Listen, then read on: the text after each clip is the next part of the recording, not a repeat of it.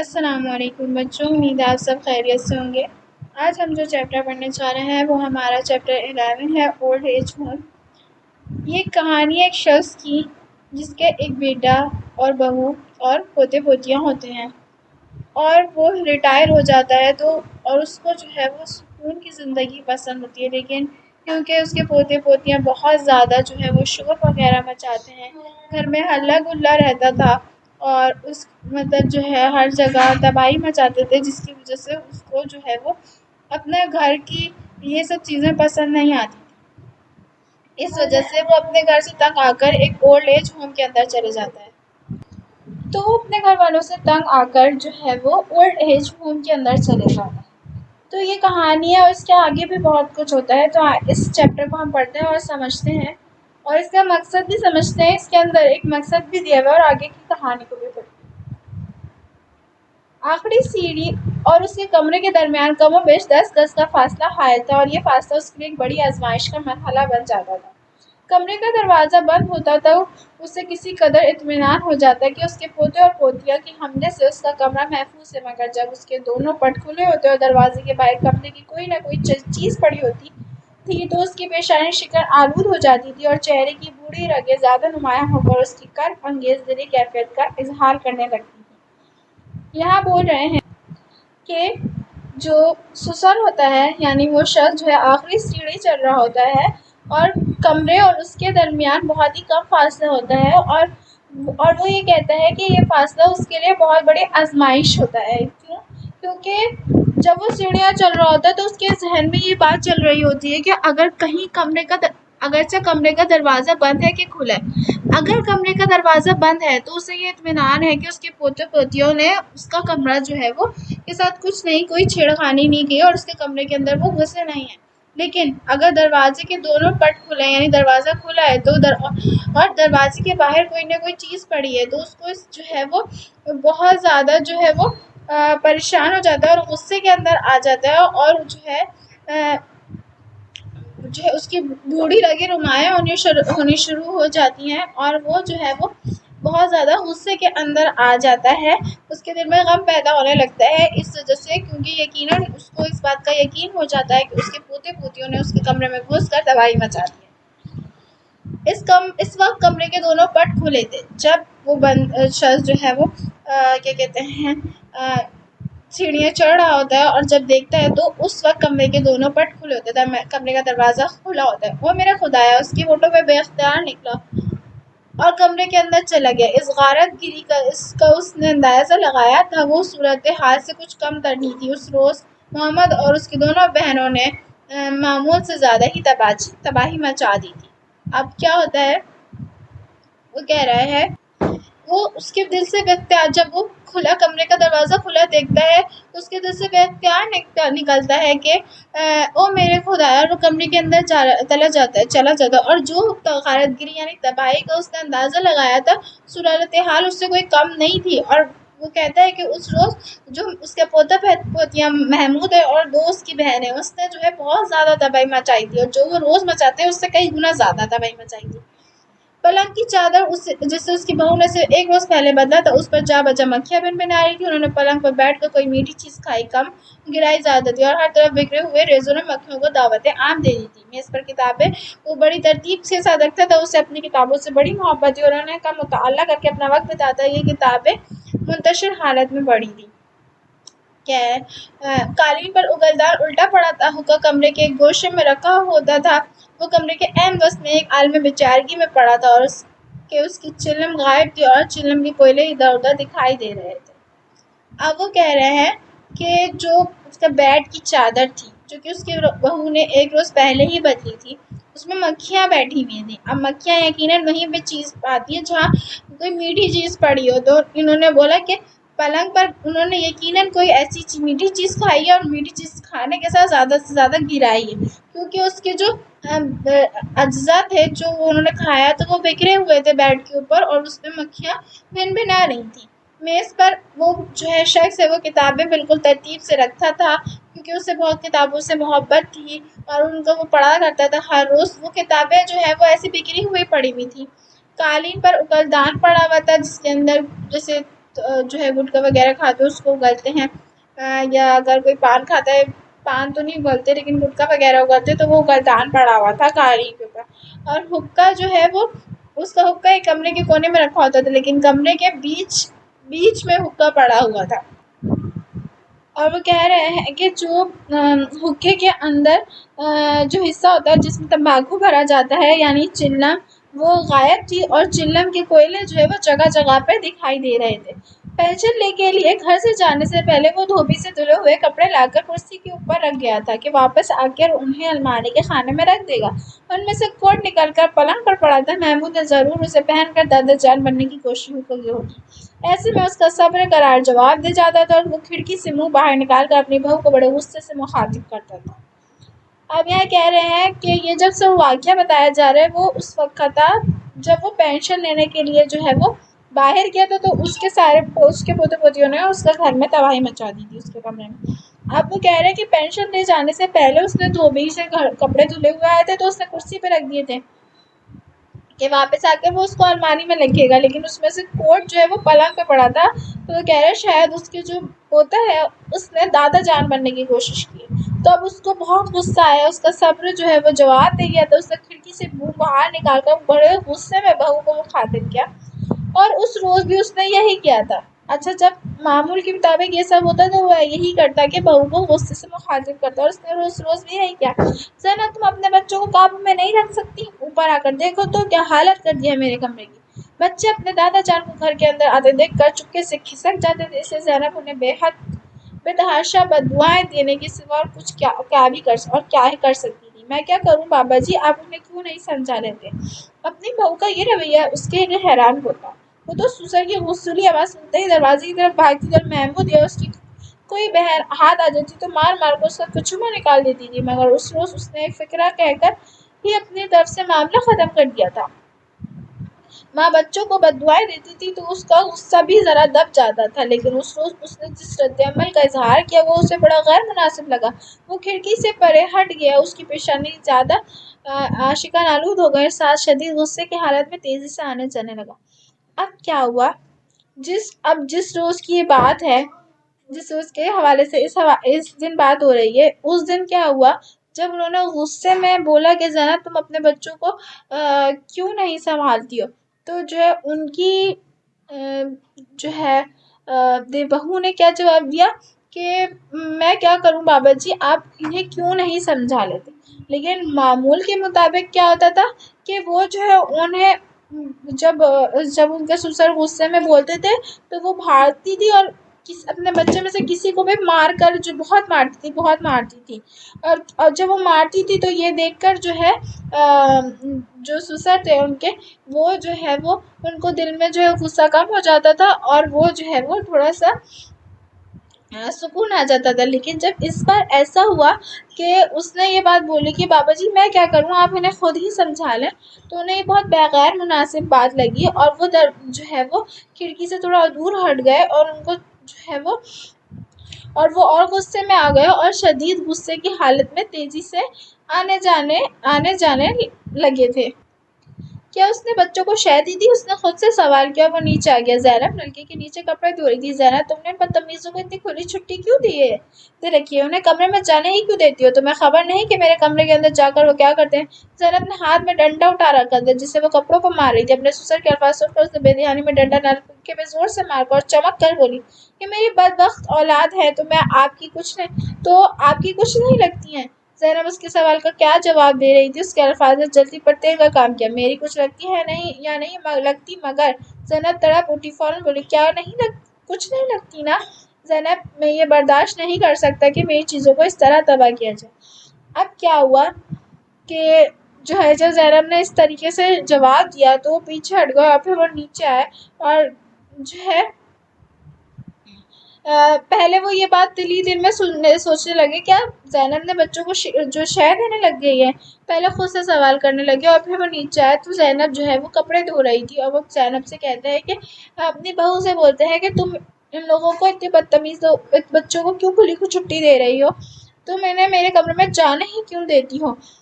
تمہیں خبر نہیں کہ وہ میرے کمرے میں جا کر کیا کرتے ہیں؟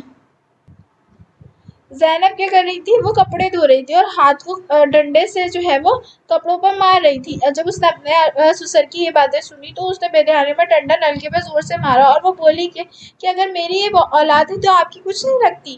زینب کا جو یہ سوال تھا وہ ان کے اوپر اور جلدی پر تیل کا کام کیا، انہیں اور غصہ آیا. میری کچھ لگتی ہے یا نہیں لگتی، مگر وہ یہ تو زینب اور ویسے ہو گئی اور وہ بولنے لگی فوراً کہ آپ کی کچھ نہیں لگتی زینب. پھر وہ ان کے سسر بولنے لگے زینب دیکھو میں یہ برداشت نہیں کر سکتا میری چیزوں کو کوئی تباہ کیا، تو میں کیا کر سکتی ہوں، پکڑ کر گلا گھونٹ دے ان کی بہو کو کیا ہو گیا. ترکی بدر جواب دے رہی ہے بیٹا بھی اپنے کمرے میں موجود ہے، اسے ضرور صورتحال کا علم ہو چکا ہے، مگر نہ تو باہر آیا ہے نہ بچوں کی معمول کے مطابق سرزنش کی ہے. اچھا کچھ کرنا ہی پڑے گا، تم لوگ چاہتے ہو کہ میں گھر سے نکل جاؤں، اور وہ تیزی کے ساتھ دروازے سے باہر آ گئے. اچھا زینب بولنے لگتی ہے کہ پہلے وہ بولتی کہ یہ آپ کی کچھ نہیں لگتی، اور پھر جب وہ کہتے ہیں کہ میں اپنی چیزوں کا اس طریقے سے نہیں دے سکتا تو وہ کہتی ہے کہ میں کیا کروں، میں اس لوگوں کو غلط ہوتا. اب سسر اپنی بہو کی اس طریقے سے رویے کو دیکھتا ہے اور وہ جیسے وہ فوراً جواب دے رہی ہے اور بیٹا بھی اپنے کمروں میں موجود ہے اور وہ اس حوالے سے کچھ نہیں کر رہا، اپنے بچوں کو کوئی ڈانٹ ڈپٹ نہیں کر رہا ہے اور بالکل نارمل ہے. تو سسر بولنے لگتے ہیں اچھا کچھ کرنا ہی پڑے گا اگر تم لوگ چاہتے ہو کہ میں گھر سے نکل جاؤں، اور وہ یہ بات بول کے باہر چل جاتے. مرزا عبدالقیوم نے ساری زندگی صوبائی حکومت کے ایک دفتر میں ملازمت کی. اب جو سسر ہے ان کا نام ہے مرزا عبدالقیوم، اور وہ کہہ رہے ہیں کہ انہوں نے صوبائی حکومت کے یعنی حکومت کے دفتر میں انہوں نے ملازمت کی. وہ معمولی کلرک تھے، اس کے بعد وہ افسر کے عہدے پہ پہنچ گئے، اور ان کا ترقی کا حقیقی سبب یہی تھا کہ وہ ایمانداری کے ساتھ کام کرتے، دیانت داری، اور جو سب پہ ان کو فائز کیا گیا تھا اس سے وہ دلچسپی کے اندر کام کرتے تھے. ملازمت کے اختتام پر دفتر کے سربراہ نے بڑی کوشش کی تھی کہ اس کے دفتر سے وابستگی میں توسیع کر دی جائے، مگر وہ خود اس پر راضی نہ ہوئے. اچھا کیا ہوا کہ جب ان کا ریٹائرمنٹ کا ٹائم تھا تو جو دفتر کا سربراہ تھا اس نے بہت کوشش کی کہ وہ جو ہے ان کو اور ٹائم دے دیں، وہ ملازمت اور کر لیں، لیکن وہ اس چیز پر راضی نہیں ہے کیونکہ جو یہ مرزا عبدالقیوم ہے یہ جو ہے وہ سکون کی زندگی گزارنا چاہتے تھے جس میں زیادہ ٹینشن نہ ہو، کچھ نہ ہو، اس طریقے کی زندگی انہیں پسند تھی. اپنے دوستوں سے تو اس نے یہی کہا کہ میں نے اپنے حصے کا کام کر لیا ہے، اب یہ دوسروں کا حق ہے کہ وہ آگے بڑھ کر اپنی ذمہ داریاں نبھائیں، میں کسی کا حق ماننا نہیں چاہتا. اس کے دوستوں نے قطع ملازمت کا یہ جواز تسلیم کر لیا، لیکن دل کی بات اس نے کسی سے بھی نہیں کہی تھی، اور دل کی بات یہ تھی کہ دفتری ہنگاموں سے دور ہو کر بڑے سکون ماحول میں بقیہ زندگی بسر کرنے کا آرزو مند تھا. یہی بات کہہ رہے ہیں کہ لوگوں سے انہوں نے کیا کہا تھا دوستوں سے کہ وہ جو ہے اب اپنے حصے کا کام کر سکتے ہیں، اب دوسرے لوگ آئیں، میں کسی اور کا حق نہیں ماننا چاہتا. اور جو ہے وہ تو ظاہر سی بات ہے اگر کوئی بھی یہ بات سنے گا کہ ایک بندے نے اپنا ٹائم مکمل کر لیا تو اور لوگوں کو آنا چاہیے، لیکن ان کے جو دل میں بات تھی وہ یہی تھی کہ وہ دفتری ہنگاموں سے اب تنگ آ گئے تھے اور وہ چاہتے تھے کہ ایک سکون ماحول کے ساتھ وہ اپنی پوری زندگی بسر کریں، خاموشی، سکون اور اپنا دن اور اپنی رات، یہ تھی اس کی آرزو. جو چھٹی کے وقت اپنے کاموں سے فراغت پانے کے بعد یا گھر میں اپنے مخصوص کمرے کی کھڑکی سے باہر جھانکتے ہوئے اس کے دل و دماغ میں چھا جاتی تھی اور لمحوں کی گود میں چلا جاتا تھا. جب دفتر سے رشتہ منتقل کرنے کے بعد خاموش سکون اپنے سارے معاملات میں مکمل آزادی حاصل کر لے گا، اس ماحول کا تصور کرتے وقت اسے ایک عجیب سی خوشی مل جاتی ہے اور وہ دیر تک اس سے تصور میں ڈوبا رہتا. اب کہہ رہے ہیں کہ وہ کیا چاہتا تھا، خاموشی، سکون. یہ جو سسر ہیں وہ خاموشی، سکون، اپنا دن اپنی رات چاہتے تھے. جب کی چھٹی ہوتی تھی اور فراغت کا وقت ہوتا تھا تو وہ کمرے کی کھڑکی سے جھانکتے ہوئے یہی بات سوچتے تھے اور ان لمحوں کے اندر جو ہے وہ کھو جاتے تھے. جب دفتر سے ان کا مطلب انہوں نے ملازمت ریٹائرمنٹ لی تو جو ہے وقت آیا ان کا، تو وہ کے بعد خاموشی، سکون، سارے معاملات وہ یہ سوچتے تھے کہ جب ان کی دفتر سے ریٹائرمنٹ ہوگی تو وہ خاموشی، سکون یہ سب حاصل کریں گے، اور جب وہ یہ باتیں سوچتے تھے تو ان کو بہت خوشی ہوتی تھی اور اسی تصور کے اندر ڈوب جاتے تھے. اب یہاں پہ بات ہو رہی ہے کہ جب ان کی جو ہے وہ دفتر کی ریٹائرمنٹ ہو گئی تو پہلے دن جب صبح اٹھ کر اس نے یہ خیال کیا کہ اب سارا دن اس کا اپنا ہے اور اسے کہیں بھی آنا جانا نہیں ہے، کوئی بھی فریضہ ادا نہیں کرنا، تو اس کا دل سرخوشی کی ایک ایسی کیفیت محسوس کرنے لگا جس سے وہ اپنی تمام تگودوں کا حاصل سمجھتا تھا. وہ خوش تھا، مطمئن تھا. اس نے اپنے کمرے کو ٹھیک کرنے کا ارادہ کیا اور اپنی بہو سے جو بچوں کے ساتھ ناشتہ لے کر آ گئی تھی کہا زینب اب تو یہی میری دنیا ہے، یہ میرا کمرہ سے ٹھیک ٹھاک کرنا ہوگا، تمہارا کیا خیال ہے؟ ضرور بابا جان، جو کچھ آپ چاہتے ہو جائے گا، حکم کیجیے. اس کی بہو نے ٹرے میز پر رکھتے ہوئے جواب دیا. یہ صوفہ سیٹ پرانا ہو گیا ہے، نیا خریدنا ہے، میز بھی نہیں، بس ٹھیک ہے۔ اچھا پہلے دن، اب یہاں پہ بات ہو رہی ہے پہلے دن کی۔ جب وہ اٹھا تو اس نے جو ہے وہ، اس کو بہت اچھی خوشی محسوس ہو رہی تھی کہ اسے سارا دن کہیں نہیں جانا، اس کو وہیں رہنا ہے، کوئی کام نہیں انجام دینا۔ دل سے خوشی کی ایک کیفیت اس کے اندر جو ہے بہت خوشی کی کیفیت تھی، وہ خوش تھا، مطمئن تھا۔ اس نے اپنے کمرے کو ٹھیک کرنے کا ارادہ کیا، اپنے بچوں سے بولا۔ جب وہ ناشتہ کر رہی تھی اپنے بچوں کو، اپنی بہو سے جو بچوں کے ساتھ ناشتہ لے کر آ گئی تھی ان کے پاس، اس سے وہ کہنے لگے زینب اب تو میری دنیا یہی کمرہ ہے، اس کو ٹھیک ٹھاک کرنا ہوگا۔ تو وہ کہتے ضرور بابا جان، جو ہے ویسے بہو بہت فرمان بردار ہوتی ہے ان کی، جو کچھ آپ چاہتے ہیں ہو جائے گا، حکم کیجیے۔ بہو ٹرے میز پر رکھتی ہے تو وہ کہنے لگتا ہے صوفہ سیٹ پرانا ہو گیا ہے، نیا خرید لیں گے، میز بھی نہیں۔ تو پھر وہ بولتا ہے بس ٹھیک ہے۔ اس کی بہو مسکرا رہی تھی۔ بابا جان میں آج ہی پرانی چیزیں نکلوا لوں گی، صوفہ سیٹ خرید لائیں گے اور بھی سب کچھ۔ محمود کے ابو بھی کہہ رہے تھے کہ ابا جان اب گھر پر ہی رہا کریں گے، انہیں ہر طرح آرام پہنچائیں گے۔ چند دوست میں کمرہ ٹھیک ہو گیا، اسے ٹھیک کرنے میں اس نے خود کم اور گھر والوں نے زیادہ حصہ لیا۔ اب یہاں بات ہو رہی ہے کہ بہو مسکرا رہی تھی، پھر اس کے بعد جو ہے پرانی چیزیں نکلوا کر نیا کمرہ ہو گیا، اور پھر وہ کہنے لگے کہ میرے شوہر یعنی محمود کے ابو بھی یہی کہہ رہے تھے کہ آپ ابو جان کو اچھے سے خیال رکھیں گے۔ تو اب کیا ہوا تھا، کچھ روز میں کمرہ ٹھیک ہو گیا تھا، کمرہ ٹھیک کرنے میں اس نے خود کم، دوسروں نے اس کا سادہ ساتھ دیا تھا۔ ایک ہفتہ اس انداز میں گزر جس انداز میں وہ گزارنا چاہتا تھا۔ دفتر کے پرانے ساتھی اس سے ملاقات کے لیے آتے رہے، اس کا پوتا اور دونوں پوتیاں چائے کھانوں سے کمرے میں ہی پہنچاتے رہے۔ اس قسم کا ہنگامہ ضرور رہا، لیکن اسے یقین تھا کہ یہ سب کچھ عارضی ہے۔ احباب آتے ہیں تو آئندہ آنے سے رک جائیں گے۔ اس کی بہو بچوں کو ڈانٹنے ڈپٹنے میں جو شور کرتی ہے، یہ بھی اس وقت ختم ہو جائے گا یا بہت حد تک تھم جائے گا جب وہ ان کی ماں کو سمجھا دے گا کہ بچوں کے ساتھ مادرانہ شفقت کا رویہ اختیار کرے۔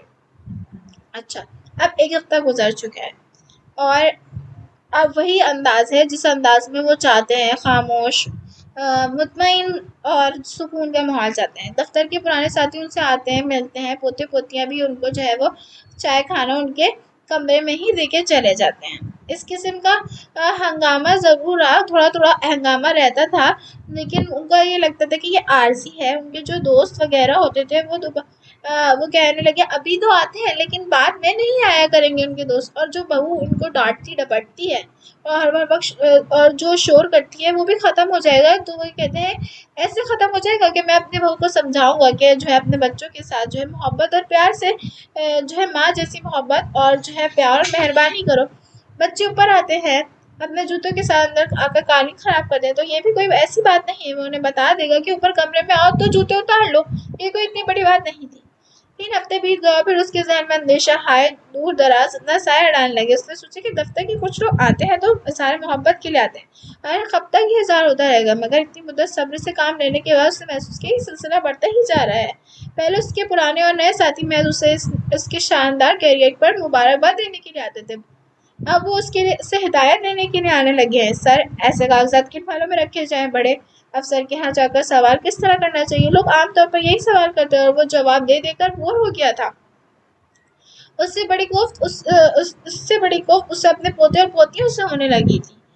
اچھا یہاں بتایا جا رہا ہے کہ اب 3 ہفتے گزر گئے ہیں اور اس کے اب یہ ذہن میں جو ہے وہ یہ اندیشہ خیالات چھانے لگ گئے ہیں کہ وہ یہ سوچتا ہے کہ دفتر کے تو لوگ آتے ہیں، ٹھیک ہے، محبت کا اظہار کرنے کے لیے آتے ہیں، لیکن کب تک یہ اظہار کرتے آنے لگیں گے؟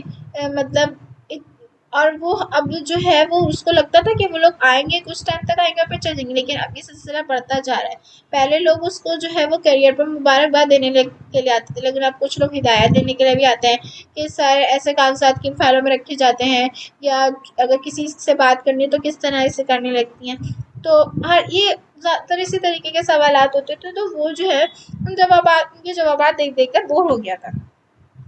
اسی بڑی کوفت اسے اپنے پوتے پوتیوں سے ہونے لگی تھی۔ وہ سیر و تفریح کی خاطر کسی سے ملاقات کے لیے کوئی چیز خریدنے کے لیے گھر سے باہر نکلتا تو بچے اسکول سے واپس آ کر گھر میں ہوتے تو بے تکلف اسی کمرے میں آ جاتے اور طوفان بدتمیزی مچا دیتے تھے۔ چیزوں کی ترتیبیں دیکھ کر اسے دکھ ہونے لگا تھا۔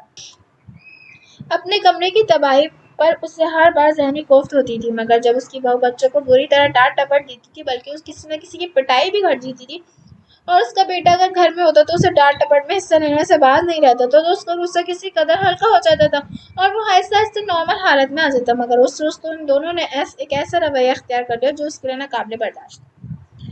اب کیا ہوا، اس سے اپنے پوتے پوتیوں سے بھی بہت کوفت آنے لگی تھی، کیونکہ وہ جب اگر کہیں باہر جاتا کسی ملاقات کے لیے کچھ خریدنے کے لیے، تو جب وہ گھر آتا تو اس کے پوتے پوتے جو ہے اسے کمرے میں گھس کر بہت طوفان بدتمیزی بچا دیتے تھے، ہر چیز کو ادھر ادھر کر دیتے تھے۔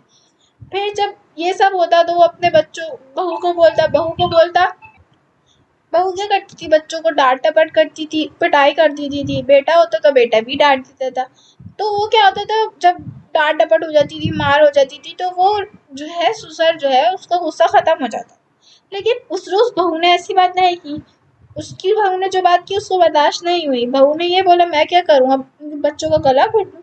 اس کے ذہن میں یہی باتیں چل رہی تھی اور یہی باتیں اس کے ذہن پہ جو ہے وہ جو ہے بار بار جو ہے وہ ضربیں چل رہی تھی، بار بار یہ بات اس کو جو ہے وہ تنگ کر رہی تھی۔ اور بغیر کسی مقصد کی گلیوں اور بازاروں کے چکر لگا دے رہا، باغوں میں گھوما، کتابوں کی دکان پر کچھ کتابیں خریدی اور ایک بار پھر گھر پہنچ کر وہ کسی سے کچھ کہے سنے بغیر اوپر اپنے کمرے میں چلا گیا اور بستر پر گر کر ایک نئی کتاب کی وقت گردانی کرنے لگا۔ شام ہو چکی تھی، اندھیرا پڑ رہا تھا، کتاب پڑھنا ممکن نہیں تھا اور اس کے اعصاب پر کچھ ایسا بوجھ پڑ چکا تھا کہ بستر سے اٹھ کر بجلی کے سوئچ بورڈ تک جانا دوبہر لگ رہا تھا۔ وہ کتاب بند کر کے لیٹ گیا، بہو اور بیٹے کی بے نیازی اسے یاد آ گئی اور اپنے وہ الفاظ بھی جو اس نے گھر سے نکلتے وقت اپنی بہو سے کہتا، اب کچھ کرنا ہی پڑے گا، تم لوگ چاہتے ہو کہ میں گھر سے نکل جاؤں، مگر میں کیا کر سکتا ہوں، کہاں سر چھپاؤں جا کر، کدھر جا سکوں گی، یہ سوچ کر اس پر ایک گہری افسردگی طاری ہوئی۔ اچھا ہوا کیا، اب یہ بات بول کر بہو سے کہ تم لوگ تو چاہتے ہو کہ میں گھر چھوڑ کے چلے جاؤں۔ وہ باہر نکلا، گلیوں بازاروں میں گھوم رہا تھا، باغوں میں گھوم رہا تھا، ادھر ادھر گھوم رہا تھا۔ پھر وہ گھر آیا، گھر پہنچ کر اس نے کسی کی جو ہے کوئی بات سنے کہے بغیر کمرے کے اندر چلے گیا اور کتابوں کو جو ہے وہ صفحے پلٹنے لگا۔ شام ہوئی، اندھیرا بڑا، کتاب بھی پڑھنا آسان نہیں تھا اور اس کے جو ہے وہ ذہنی اتنا دباؤ تھا اور اتنا زیادہ دباؤ تھا کہ وہ سوئچ بورڈ پر جانا بھی اس کا دوبہر ہو گیا تھا۔ یہ کتاب بند کر بیڈ لیٹ گیا اور اس کو جو بہو اور اس کی جو بہو اور اس کے بیٹے کی طرف سے جو لاپرواہی اور جو بے پرواہی اس کو دکھی تھی، وہ اس کو بار بار یاد آ رہی تھی کہ، اور اس کو یہ بات بھی یاد آ رہی تھی کہ اس نے اپنے بہو سے یہ بات کی کہ اب ہم کچھ کرنا پڑے گا، تم لوگ چاہتے ہو میں گھر سے نکل جاؤں، لیکن وہ کہتے ہیں میں کیا کر سکتا ہوں، میں کہاں جاؤں گا، میں کدھر جا سکتا ہوں، اور یہ بات اس کے دل پہ جو ہے اس کو بار بار یاد ہو رہی تھی اور اس کو افسردگی سی ہو رہی تھی یہ بات سوچ۔ اس نے اپنی آنکھیں بند کر لی تھی، اچانک اس کی بند آنکھوں پر کسی نرم سی شے نے مس کیا، اس نے آنکھیں کھول دیں، کمرے میں روشنی پھیلی ہوئی تھی، اس کی بڑی پوتی کلثوم پاس کھڑی مسکرائی دی، دادا ابو سو گئے تھے، آپ کیوں آئی ہو یہاں، گھر جا۔ بچی کی آنکھوں میں جو میٹھی سے معصومانہ مسکراہٹ جھلک تھی فور غائب ہو گئی۔ دادا ابو وہ آگے کچھ نہ کیسے، کیا ہے، وہ دوبارہ گھر جا، وہ دادا ابو کھانا نہیں، بھوک نہیں ہے مجھے، بھاگ جاؤ فوراً۔ کلثوم کمرے سے باہر جانے لگی۔ اچھا اب یہاں ہے کہ جب وہ اپنے آنکھیں بند کرنے لگا تو اس کو ایسے لگے کہ آنکھوں پہ کسی نے جو ہے وہ اس کو پیار کیا ہے، مطلب مس کیا ہے اس سے۔ تو اس نے جب آنکھیں کھولی تو اسے پتا چلا کمرے میں روشنی ہو گئی تھی اور جو اس کی بڑی پوتی کلثوم تھی وہ آئی تھی۔ دادا ابو کہ آپ سو گئے تھے، اس نے بولا کیوں آئی ہو یہاں پہ، وہ بہت غصے میں۔ تو اس کی آنکھوں میں جو میٹھی سے معصومانہ مسکراہٹ تھی وہ فوراً غائب ہو گئی۔ وہ کہتی ہے دادا ابو وہ آگے کچھ نہ کہہ سکی، کیا ہے، وہ دوبارہ غصے میں بولا۔ دادا ابو کھانا نہیں، بھوک نہیں ہے مجھے، فوراً بھاگ جاؤ۔ کلثوم باہر جانے لگی۔ جب وہ کمرے میں آیا تو اس نے ادھر ادھر نظر ڈالی تھی، آدھے ہی بستر پر گر پڑا تھا۔ اب اس نے دیکھا کہ کمرے کی صفائی ہو گئی ہے مگر کتابیں بستور منتشر ہیں۔ جاہل عورت، وہ اپنی ان پڑھ بہو کو جاہل سمجھتا، اس کے بیٹے نے محبت کی شادی کی تھی اور وہ شروع ہی سے بہو کو پسند نہیں کرتا تھا، اگرچہ وہ اس کے آرام کا ہر طرح خیال رکھتی تھی۔ چند منٹ بعد بہو اور بیٹا آ گئے۔ بابا جان کھانا کھا لیجیے۔ نہیں، یہ اس کی بہو کے الفاظ تھے۔ نہیں کہ جو دیا بھوک نہیں، کیا جو دیا بھوک نہیں، کیوں پریشان کرتے ہو مجھے، مگر ابو آپ نے تو دوپہر کا کھانا بھی نہیں کھایا، اس کا بیٹا بولا۔ اچھا اب یہاں یہ بات بتائی جا رہی ہے کہ جب وہ باہر سے گھر پہ آیا تھا تو اس نے دیکھا تھا کہ پورے گھر کے کمرے کی صفائی ہو گئی تھی، لیکن جو کتابیں تھیں اس کی وہ بکھری ہوئی تھی، تو وہ اس کو جاہل عورت بولتا ہے کیونکہ اس کی بہو تھوڑی ان پڑھ تھی، بیٹے نے محبت کی شادی کی تھی، لیکن جو اس کی بہو اس کا بالکل بہت خیال رکھتی تھی ہر چیز کا خیال رکھتی ہے۔ چند منٹ بعد جب بہو بیٹا آئے اور انہوں نے کھانے کا بولا، اس کی بہو نے بولا کہ بابا جان کھانا کھا لیجیے، تو انہوں نے بھی اس کو بولا کہ بھائی کیوں پریشان ہوتے ہیں، مجھے چھوڑ کے چل جاؤ، مجھے بھوک نہیں ہے۔ لیکن ان کا بیٹا بولتا ہے کہ بابا جان آپ نے تو دوپہر کا کھانا بھی نہیں کھایا۔ تو کیا بولتے ہیں، باپ نے خشمگی نظروں سے بیٹے کو دیکھا اور بیٹے نے نظریں جھکا لی۔ کچھ اور اصرار کرنے کے بعد دونوں مایوس ہو کر چلے گئے۔ ان کے جانے کے بعد اس نے پھر کتاب اٹھا لی، لیکن آدھ صفحہ پڑھ کر ہی اسے چھوڑ دیا۔ سرخانے کے اوپر اخبار بھی کھلا ہوا پڑا تھا، کتاب ایک طرف رکھ کر اس نے اخبار اٹھا دیا۔ وہی دہشت ناک خبریں جو اخباروں میں نمایاں طور پر چھپتی ہیں، یک اس کی نگاہ ایک اشتہار پر پہنچ گئی۔ اچھا، یہاں بتایا جا رہا ہے کہ جب اس نے غصے میں اپنے بیٹے کو دیکھا تو اس کے بیٹے کی نظریں جھک گئی، کیونکہ بیٹا اور بہو دونوں بہت فرمانبردار تھے اس کے، ایسا نہیں تھا، لیکن جو زندگی وہ گزارنا چاہتا تھا وہ نہیں دے پاتے تھے، کیونکہ ظاہر سی بات ہے پوتا پوتی ہیں، گھر میں رونق لگی ہوتی ہے، اور پوتا پوتی شرارتی بھی تھے، جس کی وجہ سے وہ جو ہے وہ گھر کے اندر ہلہ گلا مچا رہتا تھا اور اسے وہ چیز پسند نہیں تھی۔ اچھا جی، آپ نے کانسیپٹ تو پورا پڑھ لیا، لیکن بھائی پریکٹس کہاں سے کرو گے؟ تو اس پریکٹس کے مسئلے کو حل کرنے کے لیے پنجاب کا منجر آپ سب لوگوں کے لیے لے کے آ رہا ہے بالکل ایگزام ڈکٹو copy related practice grand test. اس کے اندر فزکس کے، کیمسٹری کے، آپ کے سارے چیپٹر وائز ہیں۔ اگر آپ کو ایکسس کرنا ہے ابھی ڈسکرپشن میں جاؤ اور اٹینڈ کرو، جو سیکھا ہے اس کو اپلائی کرو، تبھی تو مارکس آئیں گے، ٹھیک ہے؟ اس کے علاوہ اگر آپ کو نوٹ چاہیے، آپ نے کہا سر لیکچر تو بہت بڑا ہے، ہمیں پیپر کی تیاری کرنی ہے، تو اس کے لیے اگر آپ کو نوٹس چاہیے، آپ ہمارے نوٹس بالکل یہ ہائی کوالٹی والے پریمیم لے سکتے ہیں، استعمال کر سکتے ہیں۔ اگر یہ آپ کو بالکل فری میں چاہیے، ابھی ڈسکرپشن میں جاؤ، تمہیں واٹس ایپ گروپ کی لنک بنا، تمہیں ہمارے واٹس ایپ چینل کی لنک بنے، یا تم ہمارے اس نمبر پہ تمہیں نظر آ رہا ہے، یہاں پہ نیچے اوپر نمبر ہے، اس پہ جا کے میسج کرو، اس میں ہمیں نوٹس ہیں، ہم آپ کو گروپ میں ایڈ کر دیں گے، اور وہاں پہ سارے کے سارے ایسے ہائی کوالٹی پریمیم نوٹس کا آپ کو ملے گا ایکسیس، آپ کے chapter 1، chapter 2، physics, bio chemistry میں تمام سبھی، ٹھیک ہے؟ اس کے علاوہ ہمارے پیارے بچے کہتے ہیں سر ہمیں ابھی بھی تیاری نہیں ہو رہی ہے، ہمیں سمجھ نہیں آ رہا ہم کیسے پیپر ملا ہے۔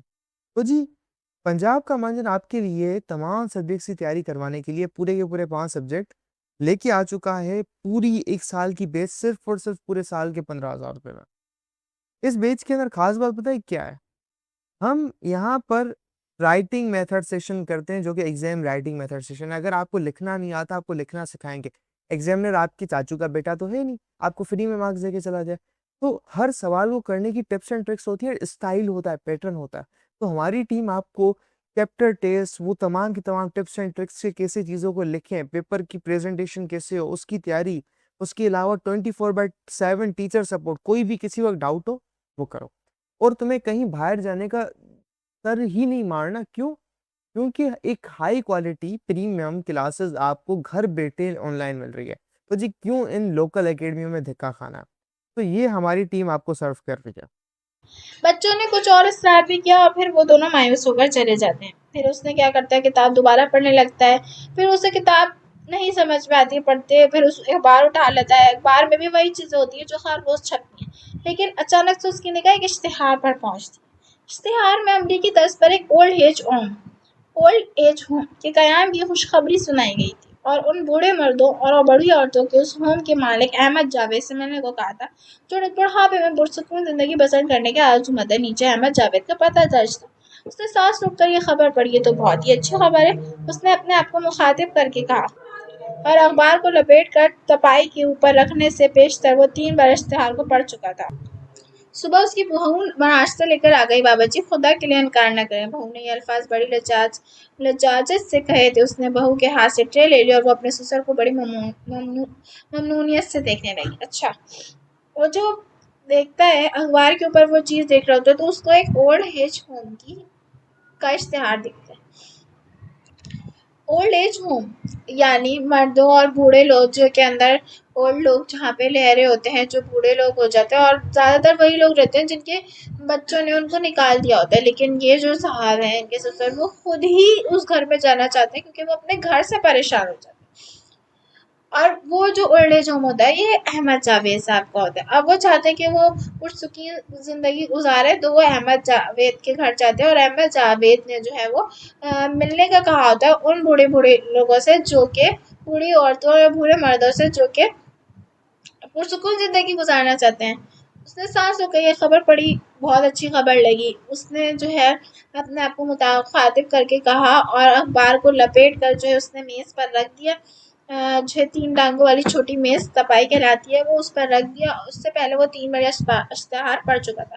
صبح ہوئی، بہو ناشتہ لے کے آئی. بابا جی خدا ناشتہ کر لیجیے. بہو نے یہ الفاظ جو ہے بہت ہی استار کرنے ہوئے لہجے میں کہے تھے اور اس نے ٹرے لے لی تو اس نے اپنے سر کو بہت ہی شکر گزاری یا تشکر کی سے دیکھا. جلدی جلدی ناشتہ کرنے کے بعد اس نے لباس تبدیل کیا اور احمد جاوید کے لیے ملاقات کے لیے روانہ ہو گیا. احمد جاوید کی عمر 50-55 سے کم نہیں تھی، مگر بڑا چاق و چوبند دکھائی دیتا تھا. لباس فیشن کے مطابق، چوڑی پیشانی اور آنکھوں میں ذہانت کی چمک. بڑی خوشی سے اس نے خیر مقدم کرتے ہوئے اسے اپنی کوٹھی کے ڈرائنگ روم میں بٹھایا، نام وغیرہ پوچھا، حالت دریافت کیا اور اس کے اس نتیجے پر پہنچ گئے کہ شخص سے وہ ملاقات کر رہا ہے کہ وہ ہوم میں داخل ہونے کے لیے بے قرار ہے. تو بولا، مجھے آپ کی تشریف آوری پر بڑی خوشی ہوئی ہے. آپ کی خواہش کی تکمیل کر کے مجھے اور خوشی ہوگی. میں نے اپنی زندگی کا ایک اچھا خاصا حصہ امریکہ میں گزارا. اس کی کچھ چیزیں مجھے پسند آئیں، کچھ پسند نہیں آئیں، کچھ پسند آئیں، اور اس میں سے ایک چیز جو زیادہ پسند آئی وہ اولڈ ایج ہوم کا سسٹم ہے. میں کئی بار اس قسم کے ایک ہوم میں گیا تھا اور وہاں رہنے والوں سے بہت مسرور اور مطمئن پایا. سچ کہتا ہوں کہ ان کے چہرے پر مجھے جو سکون نظر آیا وہ قابل رشک ہے. اچھا، اب بہو نے جو کھانا وغیرہ لا کے دیا، ہم جلدی جلدی کھانا کھا وا کے ان کو جو ہے وہ احمد جاوید کے گھر جانا تھا تو وہ احمد جاوید کے پاس چلے گئے. احمد جاوید 50-55 تک کا تھا، لیکن بہت ہی جو تندرست دکھتا تھا، چست دکھتا تھا، فیشن کے مطابق ساری چیزیں کرتا تھا. بڑی خوشی سے اس نے ان کو اپنی کوٹھی میں بٹھایا، ڈرائنگ روم میں بٹھایا، نام وغیرہ پوچھا اور پھر ان کو بہت جو ہے وہ سسر صاحب کو بہت زیادہ بے قراری تھی گھر کے اندر جانے کی. تو احمد جاوید ان سے بولتے ہیں، مجھے آپ کی تشریف آوری پہ بہت خوشی ہوئی. آپ کی خواہش کا میں جو ہے وہ تکمیل کو مکمل کر کے مجھے بہت زیادہ خوشی ہوگی جو آپ نے خواہش رکھی ہے، یعنی اولڈ ایج ہوم میں آنے کی. وہ کہتا ہے کہ میں نے اپنی زندگی کا بہت زیادہ حصہ جو ہے وہ امریکہ کے اندر گزارا، ایک بہت بڑا حصہ امریکہ، اور مجھے وہاں کچھ چیزیں پسند نہیں ہیں لیکن کچھ پسند آئیں. تو ان میں سے ایک جو پسند آیا وہ اولڈ ایج ہوم کا سسٹم تھا. کئی بار اس ایک ہوم میں گیا ہوں، وہاں رہنے والوں کے بہت مسرور اور مطمئن پایا تھا. انہوں نے سچ کہتا ہے کہ ان کے چہروں پر مجھے جو سکون نظر آیا وہ بہت زیادہ قابل رشک بات تھی، یعنی جو ہے وہ بہت ہی قابل تعریف بات تھی. احمد جاوید نے ذرا رک کر اپنے ملاقاتی کا غور سے چہرہ دیکھ کر اس کے رد عمل کو بھاپنے کی کوشش کی. رد عمل ان کو منشا کے عین مطابق تھا. میں نے قیام امریکہ کے دوران ہی اپنے اولڈ ایج ہوم کا بنانے کا ارادہ کر لیا تھا. میرے محترم، آپ اس حقیقت سے بخوبی واقف ہوں گے کہ سن رسیدہ افراد کو بڑے سکون کی ضرورت ہوتی ہے اور یہ ان کے بیچاروں کو نہیں ملتا. اسی ضرورت کے مد نظر رکھ کر میں نے زر کثیر صرف کر کے ایک بہت آرام دہ اور ہر لحاظ سے مکمل ہوم بنا لیا. اخراجات کے لیے بڑی معمولی رقم لے کے 3 اس نے پوچھا. صرف 1000 ماہانہ، جو ہوم کی سہولتوں کے مقابلے میں بہت ہی کم. اچھا، احمد جاوید جس کا اولڈ ایج ہوم تھا، وہ اس نے اپنے سامنے والے کو چہرہ غور سے دیکھا اور جب اس نے یہ ساری باتیں کی تو اس کا چہرہ اور ان کے جو رد عمل تھا، یعنی ان کی باتیں سن کر جو ان کو جو ان کے چہرے پر لکھا ہوا تھا یا ان کا جو عمل تھا، ان کی باتیں سن کر وہ ان کو جو ہے وہ سمجھنے کی کوشش کر رہا تھا اور ان کو جو ان کا ارادہ لکھا تھا وہ بالکل اس کے مطابق تھا، احمد جاوید کے مطابق. پھر وہ کہتا ہے کہ میں نے امریکہ کے قیام کے بعد اولڈ ایج کا ارادہ کر لیا تھا، اولڈ ایج ہوم کا، اور میں کہ جو ہے وہ کہتا ہے کہ میں اس حقیقت سے بہت اچھی طریقے سے جو ہے وہ واقف ہوں کہ اس طریقے سے جو بوڑھے لوگ ہو جاتے ہیں، سن رسیدہ افراد ہو جاتے ہیں، ان کو بہت ہی سکون کی ضرورت ہوتی ہے جو کہ ان کو نہیں مل پاتی. اسی وجہ سے میں نے اسی بات کو مد نظر رکھتے ہوئے ایک بہت زیادہ دولت دی، بہت زیادہ ایک پیسہ جو ہے صرف کیا اس آرام اور سکون کی جگہ بنانے کو.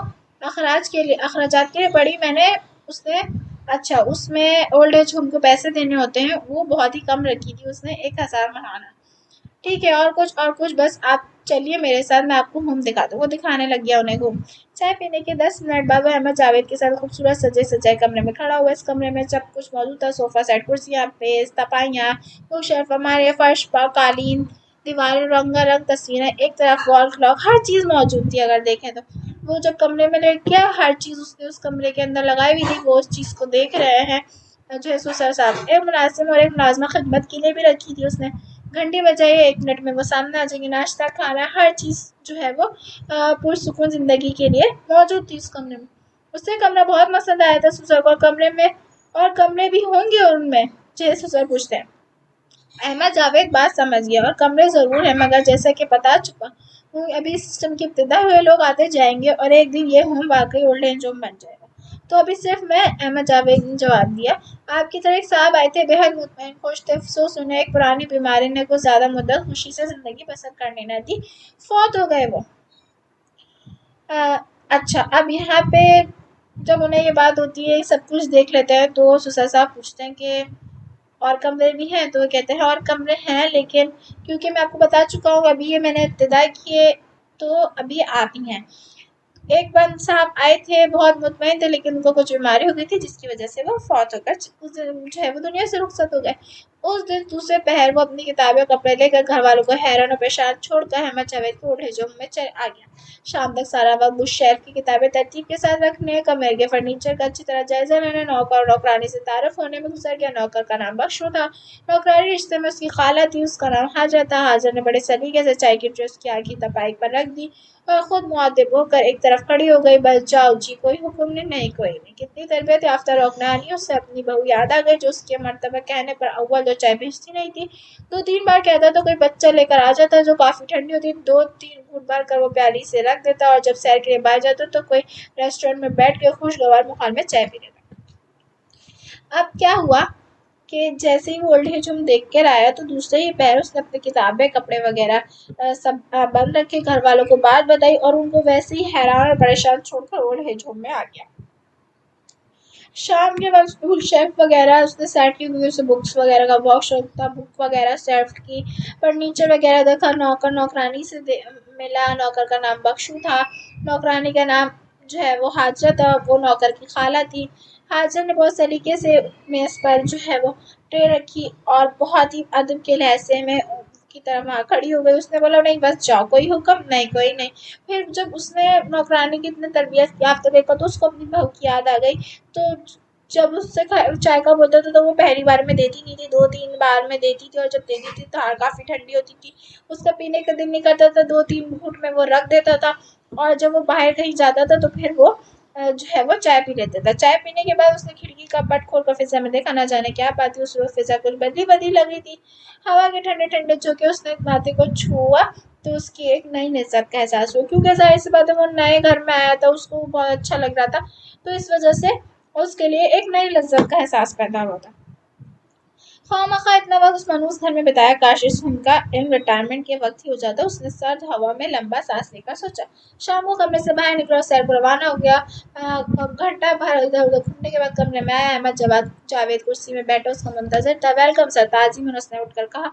शुक्रिया, मैं सिर्फ ये पूछने हाजिर हुआ हूँ कि किसी किस्म की दिक्कत, कोई तकलीफ? अहमद जावेद ने कुर्सी में बैठते हुए कहा। जी बिल्कुल नहीं, बहुत खुश हूँ।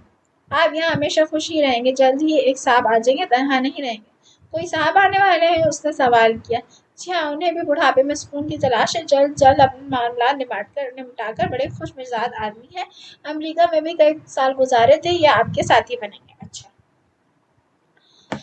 जब सुसर साहब की सारी चीजें देखते हैं तो वो कहते हैं खामखा मैं उस मरहूस घर में रुक गया, मुझे पहले ही यहाँ पे आ जाना था। जब रिटायरमेंट ली थी उसी वक्त इस बात का पता लग जाता तो कितना अच्छा हो जाता। मैं इस घर में सुकून से जिंदगी गुजार रहा हूँ। शाम को जब वो घर से बाहर निकले, सैर के लिए गए, सैर से वापस आए तो अहमद जावेद आया हुआ था। जाहिर सी बात है पहला दिन था तो वो उनसे जो है वो मिलने आया था। खड़ा हुआ उनको देखकर, वेलकम सर कहा। उनसे पूछने लगा कोई परेशानी है? अहमद जावेद ने कुर्सी पे बैठे हुए वो बोलते नहीं, बिल्कुल नहीं। और फिर वो बोलते हैं कि जल्दी आपका कोई और साथी भी आने वाला है, एक और साथी आने वाला है जो कि अमेरिका में रहता था, अब वो आपके साथी बनेंगे। तो वो बोलते हैं बहुत खूब, और अहमद जावेद शब खैर करके यानी गुड नाइट करके चल जाता है। रात का खाना खाया, सादा खाना था मगर बहुत ही मज़ेदार था। खाना खाकर उसने चाय वगैरह पी, फारिग हुआ, कुछ देर किताब वगैरह पढ़ी और बिस्तर पर लेट गया। यही सुकून था जिसकी मुझे तलाश थी। खुशकिस्मत हूँ कि मेरा ख्वाब पूरा हो गया। वो जब तक जागता रहा ऐसे ही खुश आइंदा तस्वुरात उसके जहन पर छाए रहे। फिर वो सो गया। सुबह उठा तो उसका जी एक इख्तियार चाह कि कुछ गुनगुनाए। खुदा जाने एक इसको देखा है दुनिया को कि जो शय है निगाहों को हंसी मालूम होती है। दूसरा मिसरा वो बार बार गुनगुनाता रहा। मुलहका गुसल खाने में वो नहाया धोया نکلا تو چائے کی ٹرے تپائی پر رکھی ہوئی تھی. اچھا جب وہ لیٹا تو وہ یہ بات سوچا جا رہا تھا کہ وہ یہی سکون چاہتا تھا جس کو مل گیا تھا. وہ جب تک جاگتا رہا بہت خوش ہوتا رہا، اور وہ چیز اس کے ذہن میں تصورات چھائے ہوئے تھے جو کہ وہ تصور پہلے بھی کرتا تھا. سکون، خاموشی، اطمینان.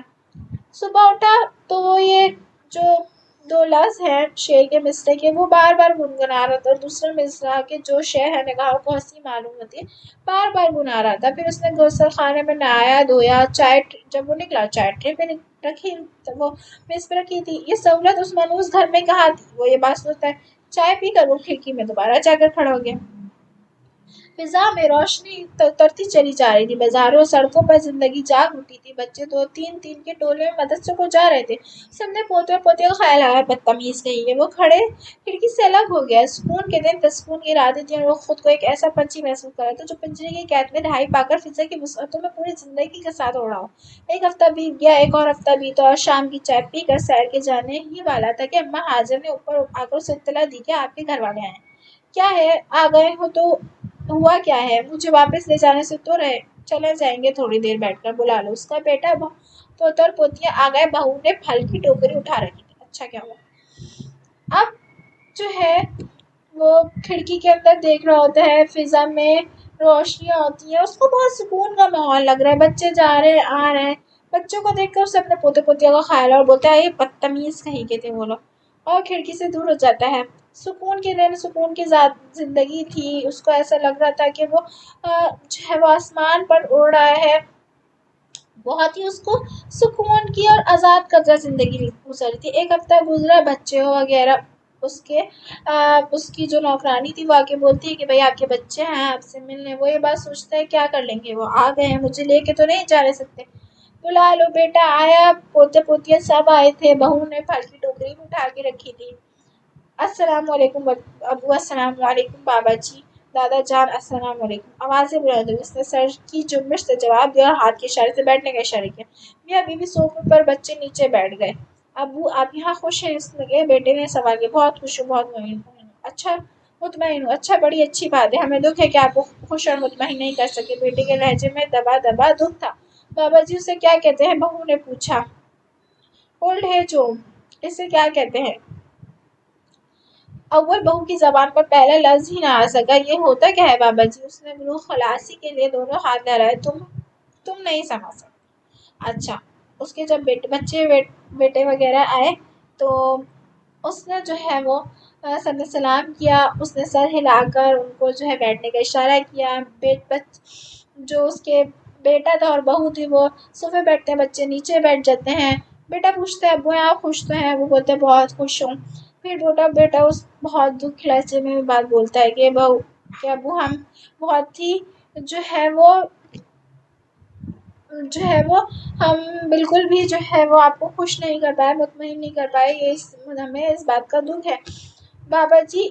پھر بہو پوچھنے لگتی کہ بہو ان پڑھتی کہ اسے کیا کہتے ہیں؟ وہ بولتے ہیں اولڈ ہے جو. بہو کی زبان پر یہ بات، بہو کیونکہ پڑھی لکھی نہیں تھی تو اس کے جو ہے زبان پر پہلا لفظ ہی نہیں آ پا رہا تھا اولڈ ہے جو.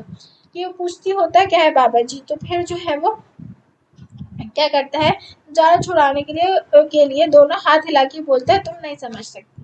بیٹے نے باپ کو پھل کی ٹوکری دی. مجھے یہاں کسی شے کی کمی نہیں ہے، سب کچھ مل جاتا ہے، لے جاؤ بچوں کے لیے. نہیں ابو یہ میں آپ کے لیے لایا ہوں بولتا ہے. باپ نے بیٹے کی طرف ٹوکری بڑھا دی. مطلب اس نے یہ پھل نہیں لے. اس دوران وہ کہہ رہے ہیں کہ جو اس کے پوتے پوتی تھے اس کے دل وہ منہ سے ایک لفظ نہیں رکھا. دادا محمود کی طرف دیکھتا تو وہ فوراً سر جھکا لیتا. یہاں یہی حال اس کی بہنوں کو بھی تھا. مطلب پوتا پوتی اس سے کچھ بھی نہیں کہہ پا رہے تھے. کتنی چالاکی سے تمیز داری کا ڈرامہ کر رہے ہیں یہ سوچ کر وہ خود ہی مسکرا پڑا. گھر کی باتیں ہوتی رہی. کون اس سے ملنے کے لیے آیا اور اسے کیا بتایا گیا. ہمسایوں کے سامنے اس کے بارے میں کیسی کیسی غلط بیانی کی گئی، یہ سب کچھ بتایا گیا. خبردار کسی کو بھی یہاں کا معلوم نہ. اس نے تاکیداً کہا جی ابو ہم نے کسی کو نہیں بتایا، آپ نے جو کہہ دیا تھا ٹھیک ہے. وہ جانے لگے تو بیٹے نے ایک بڑا سا لفافہ باپ کے ہاتھ میں دے دیا. یہ وہ خط تھے جو اس کے نام سے اس کی موجودگی میں آئے تھے. ان کے چلے جانے کے بعد اس نے لفافے سے خط نکالے اور ایک ایک کو پڑھنے لگا. اچھا. اب وہ جب دیکھ رہا تھا کہ اس کے پوتے پوتے اندر چپ چاپ بیٹھے ہیں تو وہ کہنے لگی کیا ڈرامہ کر رہے ہیں. گھر کی بات ہوئی اور پھر یہ بات ہونے لگی کہ کون کون جو ہے اس سے ملنے کے آیا ہے. تو اس کے بیٹے نے بتایا کہ اور یہ بھی بتانے لگی کہ اس نے بتایا کہ پڑوسی کے سامنے اس کے بارے میں کون کون سی چھوٹی غلط یا بے بنیاد باتیں کی گئی، کیونکہ اس نے یہ بات بتانے سے منع کی تھی کہ وہ اولڈ ایج میں آ گئے ہیں۔ اور وہ بولتے جی اب ہم نے کسی کو نہیں بتایا، ٹھیک ہے۔ پھر جاتے ہوئے بچے نے ایک لفافہ اس کے ہاتھ پہ رکھ دیا۔ وہ لفافہ وہ تھا کہ جو لوگ آ رہے تھے اس کی غیر موجودگی میں انہوں نے جو ہے وہ انہوں نے دیا تھا۔ ایک خط کتابوں کی ایک دکان میں آیا تھا جس نے نیو ارائیولس کے بارے میں اطلاع دی گئی تھی، کتابوں کے بارے میں اطلاع دی تھی۔ دوسرا خط اس کے پرانے دفتر کی یونین کی سیکرٹری کی طرف سے تھا، جس میں ایک درخواست کی گئی تھی کہ پرانے ساتھی فیروز دین کی الوداعی پارٹی ہو رہی تھی، جو ہے وہ جا رہے تھے، ان کی جو ہے وہ کیا کہتے ہیں ریٹائرمنٹ ہو رہی تھی، اس کی الوداعی پارٹی تھی تو ان کو اس چیز کی دعوت دی تھی۔ دو خطوں میں اس کے دوستوں کی بیٹوں کی شادی ہو رہی تھی، اس پہ انہیں بلایا گیا تھا۔ کتابوں کی دکان والا خط اس نے نیچے رکھ لیا، باقی سارے پھاڑ دیے تھے۔ اب میرا ان لوگوں سے کیا تعلق، وہ یہ بات سوچتا ہے۔ ایک مہینہ گزر گیا، نوکر نوکرانی اپنی ذمہ داریاں بھی کسی قسم سے بقاعدگی، مطلب ان نوکر نوکرانی اچھی طریقے سے ان کا کام کیا، صبح چائے بیٹھ جاتی، لیکن آج کیا ہو گیا تھا، اس روز صبح کی چائے 6 بجے کی 7:30 بجے ملی۔ ہر روز سب کام صحیح ہو رہا تھا، لیکن ایک مہینہ گزر گیا تو ایک دن جو ہے وہ 6 بجے کے بعد 7:30 بجے چائے۔ معاف کر دو بابا جی، حاجر نے خود ہی کہنا شروع کر دیا، چائے دیر سے ملی، دیر سے جو آئی تھی۔ اچھا، اس نے حاجر کے الفاظ کو کوئی اہمیت نہیں دی۔ وہ جی بیمار ہو گیا تھا۔ کون بیمار ہو گیا تھا؟ اس نے یوں ہی سوال کر دیا، چائے کا کپ ہونٹوں سے لگایا۔ جی وہ میرا پوتا جی، میرا بڑا فکر ہے جی، اور بیمار ہی چھوڑ کر آئی ہوں، میرا دھیان ہی اسی میں لگوا ہے، دعا کریں بزرگ ہے ٹھیک ہو جائے۔ وہ گھونٹ کر چائے پی رہا تھا، ملتجانہ نظروں سے اسے دیکھ رہی۔ دعا کریں گے نا، اس نے اس بات میں سر ہلایا۔ ناشتہ تھوڑی دیر بعد یا ابھی؟ حاجر نے ٹرے اٹھاتے ہوئے پوچھا۔ تھوڑی دیر بعد۔ اچھا۔ اب جو ہے اس دن چائے دیر سے ملی تھی، پھر جب حاجر آئی تو اس نے بولا سوری بابا جی، دیر ہو گئی، معاف کرو، اس نے بولا۔ تو اس شخص کو تو کچھ اتنا نہیں ہوا، سسر کو۔ اس نے بولا اچھا، پھر وہ خود ہی بولنے لگی کہ وہ بیمار ہو گیا تھا۔ کون بیمار ہو گیا تھا؟ اس نے ایسے ہی پوچھ لی۔ بولتے میرا پوتا بیمار تھا، اس کا میرا دھیان وہیں لگا ہے، آپ بزرگ ہیں، دعا کیجیے۔ وہ چائے پیتے پیتے جو ہے وہ پیتا اور وہ بات بھی سن رہا تھا، اور جو ہے حاجرہ نے بہت ہی جو ہے منت بھرے انداز میں ان سے بولا، اور ان کو دیکھتی بھی رہی کہ آپ جو ہے دعا کریں گے نا، پھر پوچھتے تو اس نے جو ہے وہ ثابت کرنے کے لیے، تصدیق کرنے کے لیے سر ہلا دیا۔ پھر وہ پوچھتے ناشتہ بھی لے آؤ، تو انہوں نے بولا نہیں، تھوڑی دیر بعد۔ اور یہ الفاظ سن کر وہ چلی گئی، اور جب وہ کھڑکی کی طرف جا رہا تھا تو اسے اپنے پوتے کا خیال آ گیا۔ اس کے ساتھ ہی پوتے کے چہرے اس کے سامنے گئے۔ اس دن کتنے بہتر ہو کر یہاں بیٹھے تھے، وہ مسکرانے لگا۔ دھوپ پھیل چکی تھی، بازاروں میں لوگ کی آمد و رفت جاری تھی، اس کی نگاہیں دور اسکول کی عمارت پر پڑی۔ بچے قطاروں میں کھڑے تھے، دعا کر رہے تھے، وہی دعا جو اس کو پوتے گھر آ کر کبھی کبھی اسے سنایا کرتے تھے۔ لب پہ آتی ہے دعا بھن کی تمنا، میری زندگی شمع کی صورت ہو خدایا میری۔ وہ کھڑکی میں کھڑا تھا، قریب کمرے کے اندر شور ہوا۔ اس نے مڑ کر دیکھا، یہ بخشو تھا جو ناشتہ لے کر آیا تھا۔ بیڈ ٹی اور ناشتہ حاجرہ ہی لایا کرتی، ناشتے کے بعد بخشو حقہ تازہ کر کے لایا تھا۔ ناشتہ لانا اس کی ڈیوٹی میں شامل نہیں تھا۔ حاجرہ کہاں ہے؟ اس نے کھڑکی سے الگ ہوتے ہوئے پوچھا۔ اسے اپنے پوتے کا بڑا فکر ہے، چلی گئی ہے۔ اچھا۔ جب اس نے اپنے پوتے کی بات کی تو انہیں بھی اپنے پوتے کی یاد آ گئی، اور یاد آنے لگی، اور جو ہے وہ اور وہ سوچنے لگا کہ اس دن کتنے آرام سے بیٹھے ہوئے تھے، جو ویسے کتنا جو ہے وہ شور مچاتے، ہلا کلا کرتے ہیں۔ دھوپ پہلی تھی، لوگ آنا جانا کر رہے تھے۔ اس کی نگاہ دور اسکول کی عمارت میں پڑی، وہاں بچے لب پہ آتی ہے دعا پڑھ رہے تھے، اور اس کو یہ بات یاد آئی کہ اس کے پوتے بھی یہ بات سنایا کرتے تھے۔ کھڑکی میں کھڑا تھا تو اس کو اچانک سے آواز آئی، دیکھا تو بخشو تھا۔ بخشو لے کے آیا تھا ناشتہ اور بیڈ ٹی، اور یہ سب چیزیں حاجرہ لاتی تھی۔ اور اس نے پوچھا حاجرہ کہاں ہے؟ تو اس نے بتایا اس کو پوتے کی بہت فکر تھی تو وہ بیمار ہو گئے۔ اس نے پوچھا زیادہ بیمار ہو گئے؟ کہتی ہے بڑا کمزور ہو گئے ہیں۔ وہ کرسی میں بیٹھ کر ناشتہ کرنے لگا۔ چند منٹ گزرنے پر بخشو حقہ بھی لے آیا تھا۔ تازہ اخبار لے آؤ بازار سے۔ نہیں، میں خود لے آؤں گا، وہ یہ بات کہتا ہے۔ ناشتہ لے کر بڑے وہ اطمینان کے ساتھ حقے کی کش لگاتا رہا، اور کش جلد ہی باہر نکلنا چاہتا تھا۔ اخبار خرید کر وہ اپنی منزل متعین کئے بغیر چلتا رہا۔ اخبار کی بڑی خبریں وہ کسی باغ میں بیٹھ کر پڑھتا تھا۔ اس روز بھی اس کے باغ کے اندر بینچ پر بیٹھ گیا۔ ایک دم شور بپا ہونے لگا۔ اس کے سامنے دیکھا، لڑکے کے آدھی چھٹی کے وقت خوش شور مچاتے ہوئے اپنے اپنی کلاسوں سے نکل رہے تھے. اس اسکول کی عمارت شناسا محسوس ہوئی اور دوسرے ہی لمحے اسے معلوم ہوا کہ اس اسکول کے ساتھ پاس بیٹھا ہے جس میں اس کے پوتر پوتی پڑھتے ہیں. پتہ نہیں میں یہاں کیسے آ گیا. وہ اخبار سرسری طور پر دیکھنے لگا. چند منٹ میں سارا اخبار دیکھ لیا. اٹھا تو اس کے پاس وہ تینوں کھڑے تھے. اچھا کیا ہوا؟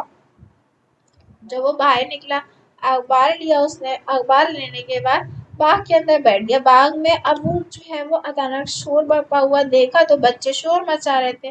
کلاسوں سے نکل اس نے دیکھا کہ اس کو تھوڑی عمارت جو ہے وہ جانی پہچانی دیکھا تو اس کو یاد آیا کہ وہی عمارت ہے جہاں اس کے پوتے پوتیاں پڑھتے ہیں. پتہ نہیں میں یہاں کیسے آگے بولنے لگا اور پھر وہ اس نے اخبار پڑھنے لگ گیا. اخبار جب پڑھ لیا تو دیکھا تینوں اس کے پاس کھڑے تھے. وہ اپنے پوتا پوتی سے پوچھا. تینوں نے بیک وقت اسباب میں سر ہلا دیا. دیکھ ٹھیک ہو؟ پھر اس نے وہ اسے پوچھتا ٹھیک ہو؟ پھر اسی طرح انہوں نے سر ہلایا. دادا جی ہم کبھی دادا جی ابو جی کلثوم بس اتنا کہہ سکی. نرگس نے کچھ نہ کہا صرف اپنا سر ہلاتی گئی. مطلب بچے ان سے اتنا ڈر گئے تھے کہ انہوں نے کچھ نہیں کہا. دادا ابو جی اور ایک بچی نے تو ان سے کچھ بھی نہیں کہا صرف سر ہلاتی گئی. کیا یہ وہی بچے ہیں جنہوں نے اس قدر پریشان کر دیا تھا؟ آپ کہنا کیا چاہتے ہیں؟ آخر چھٹی کا وقت ختم ہو گیا تھا. اسکول کی چھٹی اس کا اعلان کر دی تھی. جو اپنی کلاسوں میں وہ باہر نکلنے لگے. باہر نکل کر وہ بغیر ارادے کے رک کر مڑ کر دیکھنے لگے. وہ دونوں ابھی تک وہیں کھڑے تھے اور اسے دیکھ رہے تھے. وہ واپس پہنچا. بخشو کمرے کی صفائی کر چکا. بچے آئے لیکن گھنٹی بج رہی تھی. انہوں نے بولا تم جاؤ اپنی کلاسوں میں. مطلب ابھی تک دل اتنا نرم نہیں ہوا تھا لیکن کیونکہ جو ہے دادا تھے تو باہر نکل کے بعد پیچھے مڑ کر دیکھا تو بچے وہیں کھڑے ہوئے تھے. پھر وہ اپنے گھر کے اندر واپس آئے. جناب یہ آپ کا ہے؟ بخشو کے ہاتھ میں ایک لفافہ تھا. صفائی کرتے ہوئے وہاں سے ملا ہے. بخشو نے کمرے کے گوشے کی طرف اشارہ کیا. نہیں میرا تو نہیں دیکھا. اس نے لفافے لے لیے. شاید یہ ان صاحب کا ہے جو پہلے یہاں رہتے تھے. وہ بابا جی بیچارے یہیں مر گئے تھے. بخشو نے درد بھرے لہجے میں کہا. کہانا کتنے بچے جی؟ حاجہ نہیں ہے نا؟ میں بھی پکا لیتا ہوں جی. جو پکا چکے تو لے آنا. جب پکا. بخشو چلا گیا. وہ کرسی میں بیٹھ گیا تھا. لفافے ابھی تک اس کے ہاتھوں میں تھے. لفافے پر پتہ چلتا برخوردار الطاف احمد مکان نمبر 31D محلہ سترنگا اندرون موچی گیٹ لاہور. یہ الطاف احمد کون تھا؟ برخوردار کے لفظ سے معلوم ہوتا ہے کہ یہ خط لکھنے والے کا کوئی چھوٹا عزیز ہوگا. ممکن ہو بیٹا تو اس نے بیٹے کو کیا لکھا تھا اور یہ خط پوسٹ کیوں نہیں ہوا؟ یہی کیوں پڑا رہا؟ یہ باتیں وہ سوچ رہا. کیا ہوا؟ جب وہ واپس آیا تو بخشو کو کوئی صفائی کرتے ہوئے لفافہ ملا. اب لفافہ اس نے ہاتھ میں لیا. دیکھ رہا ہے لفافہ. وہ کہنے لگا شاید یہ اس بندے کو جو یہاں پہلے تھا مر گیا ہے. پھر جو ہے بخشو سے کھانے وغیرہ کا پوچھتا. اب وہ لفافہ دیکھتا تو لفافے میں پتہ درج تھا اور لفافہ دیکھنے سے معلوم ہوتا ہے کہ اس کو کوئی چھوٹا دوست یا پھر بیٹا ہو. ایسے سوالات نے اس کے ذہن کا احاطہ ذہن کے اندر گردش کر رہے تھے اس کے سوالات. اب وہ تو ہے نہیں جس نے خط لکھا تو وہ خود ہی اس خط کو دیکھنے لگا. ذرا سی اس کو ہچکچاہٹ ہوئی. پھر لفافہ کھول کر وہ پڑھنے لگ گیا. ٹیڑھے الفاظ تھوڑے ٹیڑھے میں تھے. لکھنے لکھنے والے کی انگلیاں کانپ رہی تھیں. اب وہ شخص کیا لکھتا ہے یہ سب سے بڑی بات ہے. میرے عزیز بیٹے تم پر اللہ کی سلامتی ہو. 4 دن سے میری حالت کافی خراب ہوئی. ہاتھ بار بار تنگ کرتے زندگی سے اب مایوسی ہی مایوسی. میرے عزیز اور پیارے بیٹے تمہاری ماں کے انتقال کے بعد میں پوری طرح یہ محسوس کرنے لگا کہ بالکل بے آسرا اور بے سہارا ہو گیا ہوں. مجھے تم سے تمہاری آپس سے یہ شکایت ہو گئی تھی کہ تم لوگ میری پرواہ نہیں کرتے. تم لوگ کا سارا وقت اپنے بچوں دوستوں سہیلیوں کے لیے وقف ہو کر رہ گیا ہے. اس کا رد عمل یہ ہوا تھا کہ میں اپنے گھر سے بیزار ہو گیا تھا. چاہتا تھا کہ یہاں سے نکل بھاگوں. انہیں دونوں احمد جاوید سے ملاقات ہو گئی. اس نے بتایا کہ امریکہ میں اور یورپ کے دوسرے ملکوں میں اولڈ ایج ہوم بوڑھوں کے لیے ایک جنت ہوتی ہے. اس میں رہنے والے بڑی پرسکون زندگی بسر کرتے تھے. اس نے اسی طرح کا ہوم بنا لیا تھا اور میں اس کی باتوں سے متاثر ہو کر اس کے ہوم میں آ گیا تھا. یہ چند ہفتے میں جو میں نے یہاں زندگی گزارے ہیں میرے لیے عارضی سکون کے لیے لے کر آئے تھے. بیٹا جب سے بیمار ہوا ہوں تم سب لوگ مجھے بہت یاد آ رہے ہو. اپنے کنبے کی جدائی مجھ پر شاک گزرنے لگی ہے. الطاف بیٹا مجھے یقین ہو گیا ہے کہ میں نے ایک بہت بڑی غلطی کی. یورپ میں گھر کا کیا تصور میں نہیں جانتا مگر ہمارے گھر تو ہماری چھوٹی سی ایک دنیا ہوتی ہے جس میں رہنے والے ایک دوسرے سے اس طرح مربوط ہوتے ہیں کہ انہیں الگ الگ کیا ہی نہیں جا سکتا۔ ایک درخت کی اس کی شاخیں زمین کے اندر ایک دوسرے سے گتھی ہوتی ہیں۔ ہمارے گھر بزرگوں کی شفقت، جوانوں کے کہکشاں، بچوں کی معصوم مسکراہٹوں سے آباد رہتے ہیں۔ یہی سب کچھ ہماری زندگی کی رونق ہے، ہماری زندگی بہار ہے، اسی میں زندگی کا سارا حسن ہے۔ یہاں تنہائی مجھے اندر ہی اندر چاٹتی رہی ہے۔ مجھے اب اس کا علم ہوا ہے کہ میرے پیارے بیٹا، اور میرے اپنے بیمار اور لاچار باپ کو اس کے گھر میں لے جاؤ، اس میں اس کا حقیقی سکون ہے۔ الطاف جلدی اور میں تمہارا انتظار کر رہا ہوں۔